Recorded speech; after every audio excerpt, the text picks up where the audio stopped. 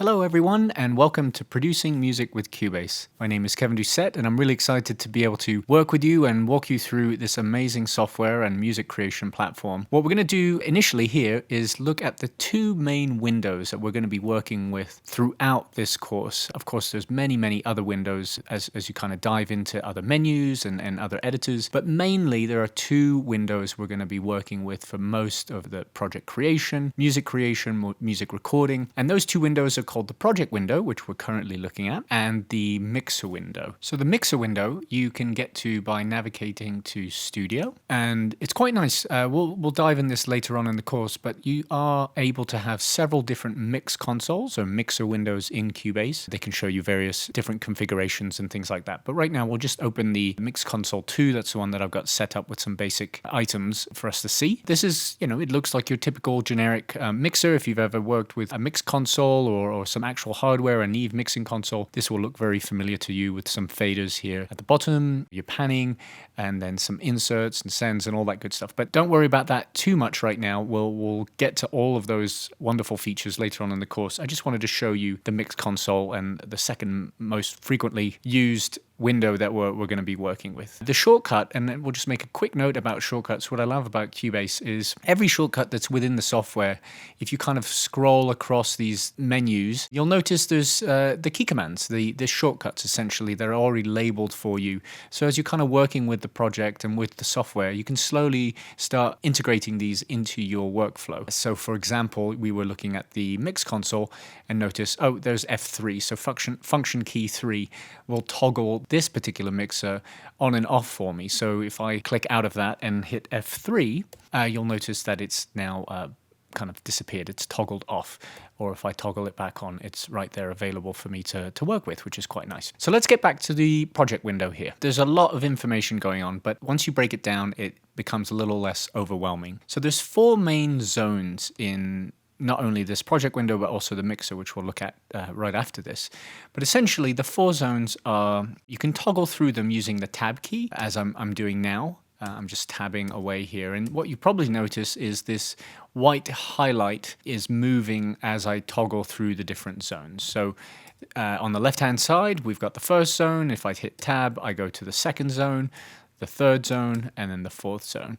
And essentially, they allow you to address different functionality depending on the track that you're working on or what you're trying to do at a particular moment in time. So on the left-hand side, let's start with the first area that was activated when we began, is the inspector area, right? And it's on the left-hand side as I'm looking here. I'm just moving up and down. And within this particular zone, there are four additional tabs. So you've got your inspector, which has a bunch of information about, what track you've got selected. So if I went to cymbals here, you'll notice the name has changed to cymbals and vice versa. If I go back to drums, it's giving me information about, the state, the mute, the solo, all of that stuff we'll get to. But essentially it has all the detailed things that you would need for the particular track and a bunch of tabs here that you can open and close. And again, don't worry, we'll get to all of these tabs as we work through the course and look at all of the different functions within there.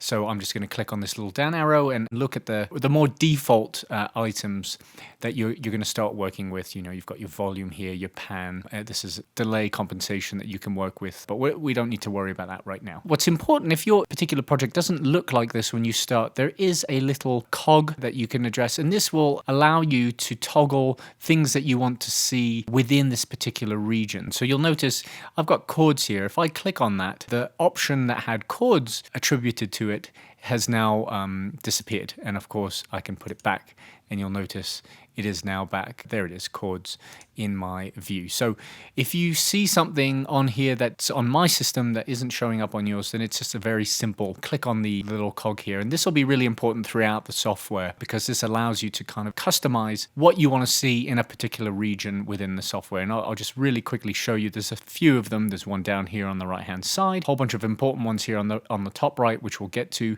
because this is kind of your global view of everything. And we'll look at that in just a second. but I don't want to get ahead of myself. So back to the inspector area, there's a visibility tab. So if I click on that, and as the name suggests, it has to do with visibility. So I currently have 2 tracks that are hidden. And if I click on the visibility, they will then show up and be part of my project window. They're still there, they're just hidden. So this is often helpful if you've got a project with a whole bunch of tracks that you're not currently using. If you've got a big template or something, you might often want to kind of hide those from your screen because you're only working with, let's say, 10 or 15 tracks at once, and you don't need the other 100 that are hidden. So that's quite a nice little feature that's implemented in Cubase. So that's your visibility. If I go to the bottom here and click on this tab, you'll get to your zones. So your visibility zones, and this is quite interesting. So I often use this if I hit toggle this down arrow for the master output, which happens to be right here. This particular fader is my master fader. It's what I'm listening to the audio of my project. If I click, you'll notice there's 3 little buttons or 3 circles that allow you to choose where you want your particular track to live in the horizontal zone. And let me show you what I mean by that. So the master track, let's say I wanted it to always live on the right-hand side here of my project. I can very easily do that by just clicking on this right edge button.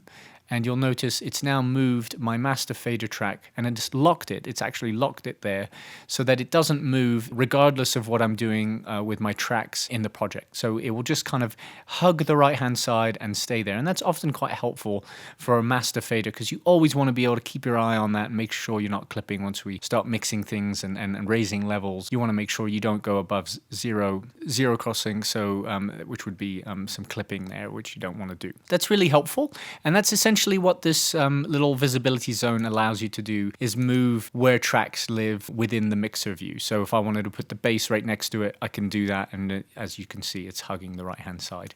And similarly, if I wanted my hardware input to always live on the left-hand side, I can do that by locking it to the left side, and you'll notice it's kind of created a little boundary here for that particular track, and I can move, let's say, the synth lead, and it will be locked and hug the left-hand side because I put it that way with the zones. So pretty handy. It's like a preference thing, a visibility preference that you can always change while you're working with your projects. I'm just going to pop them all back into the center so that they're all living in order as they are showing up in the tracks. And to that end, you'll notice if I move my cymbals track up, it has then moved and repopulated the order within the mixer too. So that's quite helpful because you can always, just move tracks at will and reposition them, so to speak. Let's say you had a section or something, they're in an order that makes sense to you as you're working through your project. So I don't think you can do it from the mixer view. No, you can't. You have to be able to move the track from the project window to have it then populate in an order in the mixer. So just be aware of that. That's one of the little things I know that they're working on at Steinberg to update that, because it's quite nice to be able to move things within the mixer and have it mirror what's happening in the project window. So that's the inspector. That's kind of the first zone. Let's hop to if I hit tab or go to the second zone, so to speak, which is really kind of the area where you're going to be working with your MIDI, with your audio, all the tracks. This is probably the most busy part of the software that you're going to be working in. And this is the area where you pick your tracks, you pick your regions with the tracks.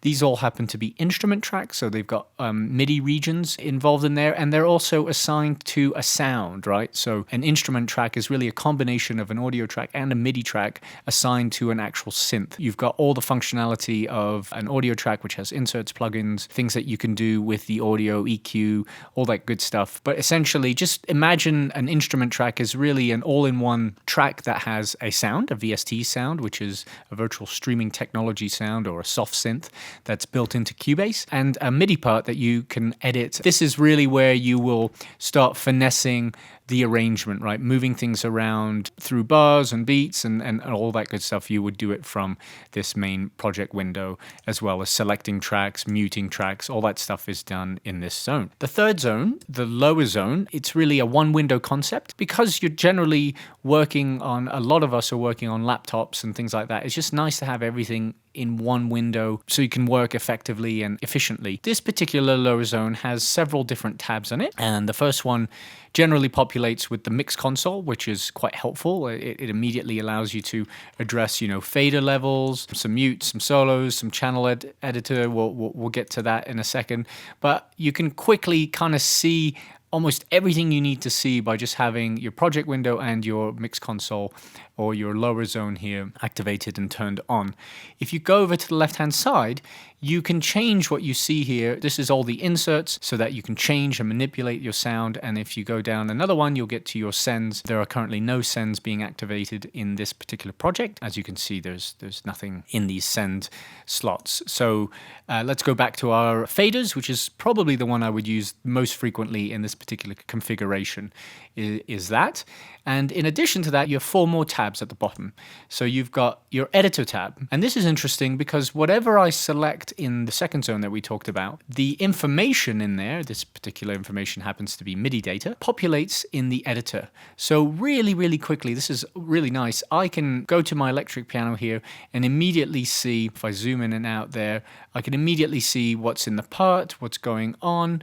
I can, zoom in and out vertically as well until I can see the actual pitches. This is a G3 and A3. So everything is just kind of there for me to work with from one screen. So that's quite handy. Essentially, you've got almost everything you would need to do on your particular part at any given moment right from this window. So it's really a handy one to toggle between either the mix console or the editor, depending on what you're trying to do at a given time. We've got a sample control. This is a cool feature for a sampler track where you can drag and drop your own audio samples or MIDI parts and you can manipulate it really easily. And we also have a chord pad section where let's pick a sound that actually would play chords nicely.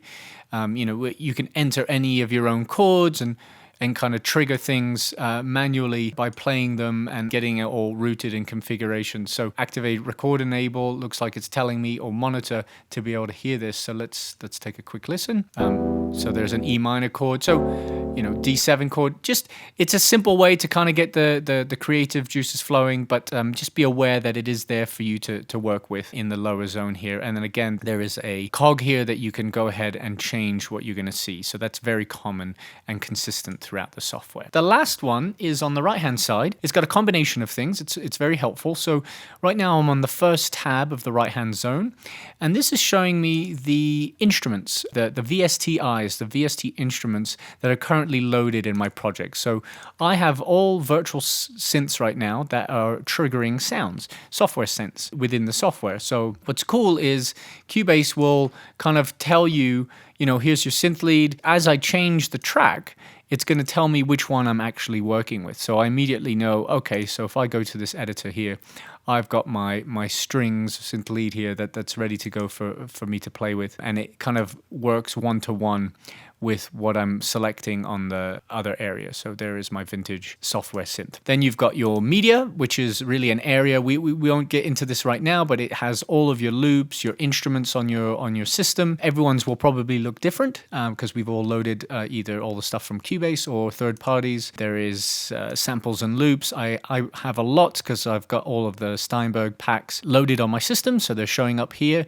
For me, some of you guys might have those, some of you might not. Not to worry, we'll all work on the same sets of sounds when we get through this course. Then you've got this tab called CR, which means control room. And this is a little bit beyond the scope of this course, but if you have questions about this and want to know how to set this up, it's essentially a very, very cool way of allowing you to set up your Cubase project and your Cubase template to have multiple speaker systems, a 5.1, a stereo system, and allows you to toggle between the different listening environments at the touch of a button. So it's quite a handy tool. But again, it's a little bit outside the scope of this course. And then the last one that I typically have activated most of the time is my stereo output meter. And this is constantly giving me information. If I hit play, It's constantly giving me information about the current signal level of my project. It's always good to have a good eye out on it and see what's going on. I have it on digital scale right now, but as you can see, Cubase allows you to have multiple different standards and scales in here depending on what you're delivering on or what your requirements are from a client. Generally speaking, just leave it on digital scale for now, as that's what we'll be wanting to work with. And then on the lower part, you've got a loudness meter, which is it's a whole other school of thought. I don't want to get into it right now, but essentially it's a meter that allows you to analyze the perceived loudness of your music. And you've got your LUFS, which is your loudness units full scale, or just your loudness units. So very helpful if you've got someone or a client that needs you to deliver in a certain specs, like the streaming softwares and things like that. They will have requirements based on this, and you can very easily toggle and see those built within Cubase. So that's really, really nice to have. So that's the 4 zones in this particular project window layout. If you don't need to see or don't want to see these zones, I'm going to quickly cover how you can change your view, and you can customize anything you see at any given moment with Cubase with some of these top right zone area here. And this is a really important zone. So as you can probably deduce at this point, this allows me to toggle on and off any of the zones that we were just looking at, right? So I don't want to see the inspector, I can toggle it off. It's totally up to you, or I can toggle it on. I don't want the lower zone, I want to see more of my tracks. Let's say I had 100 tracks here. I don't have the screen real estate for that, so I can just get rid of that and toggle it off or on, depending on what I want to see. Additionally, what's important is you also have this setup window layout. I just toggled the lower zone off, but I typically have everything on, right? But you can get to the same things right here. What I want to bring your attention to are 4 buttons that we can't do from these top white buttons that toggle the zones, is the status line, info line, overview, and transport bar. And as you probably guessed at this point, if I toggle that on and off, you'll notice my transport bar, which allows me to play, stop. I'll look at that in just a second, but this allows me to toggle that on and off. So if you open your system and it's like, well, I don't see this at the bottom, just go to your setup and just make sure that's toggled on. Similarly for the status line, I can turn those on, info line and overview. I like to have those as they give me more information about what I'm selecting. The info line is really helpful. As you can see, this is all changing based on what I select in the project. Now the transport is really easy to operate. You've got your hit, your stop, your play, all of that good stuff. You've got your loop. If you want to have this loop between the left locator and the right locator, which are these items here that have little flags on them. So now you're telling Cubase, you can go back to the beginning, go to the end. So it's just a way to kind of navigate the transport, which is all located there. This brings me to my last setup mode, or going again to the cogs. This allows you to toggle everything and anything that you want to see at a given moment in this particular area. So right now, if I didn't want to see, you'll notice this little button here, this is the markers. If I didn't want to see that down at the bottom, then I can uncheck it. And then off they go, they're no longer there. So again, if you see something on my screen that's not on yours, it really just has to do with what I've decided to show and not show in either of these setup window toggles. So, your names, this is what I want to see for my info line. So all of that stuff is addressable up here. If I wanted to see time displays, or transport controls. Let's say I wanted to see these exact same controls here at the top. Really easy to do. I go transport controls, and lo and behold, I now have the transport controls that were the exact same right at the top. I think what you've probably realized now is, you can really go through and customize this at your heart's content and really get it looking the way that you want as you kind of work with Cubase. And you'll find your rhythm and what you want to look at and what you want to work with as you kind of do things and start writing music and producing music. This will all come second nature. I mean, it's completely up to you what you want to have up here. I've got my tools, I've got some stuff for quantizing and grids and bars and beats and all that good stuff. It's totally up to you what you want to show up there. So that's kind of how you configure the project window. What's nice about the mixer window, F3, or again, if I go to Studio and select my mix console, is they've consistently kept the same concept or paradigm for this window. So if I tab, you'll notice I'm going through my 4 areas again, right? So there's a lot of consistency there, which is nice. So I'll start from the top. You'll notice we've got the same toggle functions for the left and right. We've got a setup I'm going to add everything. I'm going to turn the pictures and notepad on so we can look at those in just a second. But essentially I can, toggle those and resize this stuff. But the 4 zones are the exact same thing as what you had in the project window.